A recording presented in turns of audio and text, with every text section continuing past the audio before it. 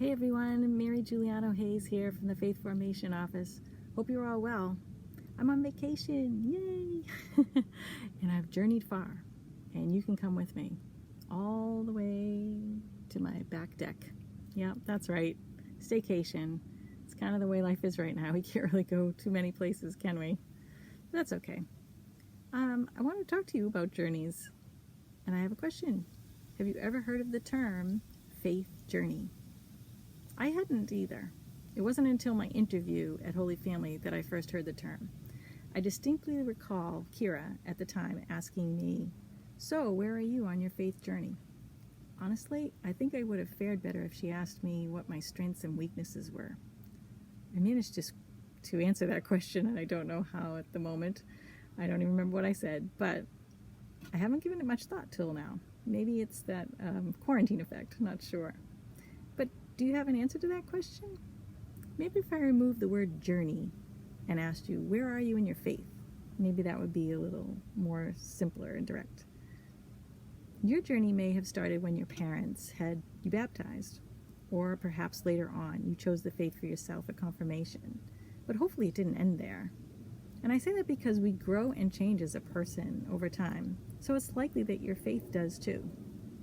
Wouldn't it make sense that your teen self and your 20 or 30 plus year old something would have a different perspective on life in general and your faith? Our life experiences change everything. Maybe the sacrament of marriage has brought something new. Maybe your husband isn't very religious, or maybe he's not even Catholic. Maybe when you have children, that's changed things and how you're going to raise them in the faith. I know for me, it took a different perspective when I was thinking about raising my children in the faith. It's one thing to be responsible for myself, but now I'm responsible to bring that faith to someone else. Very different. Over the years, my faith journey consisted of going to Mass, first with my parents, and then later on as a teen with my siblings. And then when I got married and my kids came on the scene, I became fond of those children's masses. I found the message in those masses to be very simple and refreshing, and a good memory jogger for some of those things I'd forgot. I'd sometimes sit there and think, gosh, I hope the priest doesn't come over to me with that microphone. I don't think I could answer that question. Have you ever been sitting there like that? Oh, those kids are so eager to answer those questions. So cute. But in those moments, I've learned things. My kids are very instrumental in moving me forward in my faith. After all, they're the ones that are asking those hard questions, like, if God is so good, why is there disease or sickness? Or if God is all forgiving, why do people go to hell?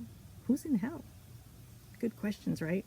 You've got to do a little research at that moment. So it's very plain to see in that time, I don't know everything. Time to grow my faith, right?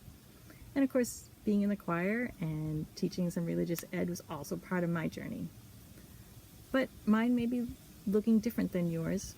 You may be in a place where you're all in and accepting of Jesus in your heart and reaching out to your neighbors and evangelizing, living the gospel. And I think that's wonderful. I admire that. You may be just jumping back into the faith with your children and revisiting it. Maybe you just signed up for a bridge and you're thinking, well, let's just see how it goes. Or maybe you've been away for a while. Or you've been faithful and firm all the way. Whatever the case is, it's your personal journey. Don't be troubled by it or discouraged by it, or don't worry about it. It's yours. It's all right. Here at Holy Family, there are many resources to help you grow in faith. For instance, do you like the Dynamic Catholic series? Or maybe you like Bishop Barron's Word on Fire. That's another resource. There's also faith feeds, all kinds of things that are happening at the church. How about taking up the Bible challenge, where you read the gospel from one of the 4 gospels from beginning to end? I've heard that's a very powerful and meaningful experience. So, wherever you are in your faith journey, I know that Father Bob and Father Tom and all of us at Holy Family love having you wherever you are in that journey. I wish you all well, and I wish you all the best on your faith journey. So have a great summer, stay cool, and stay safe. God bless.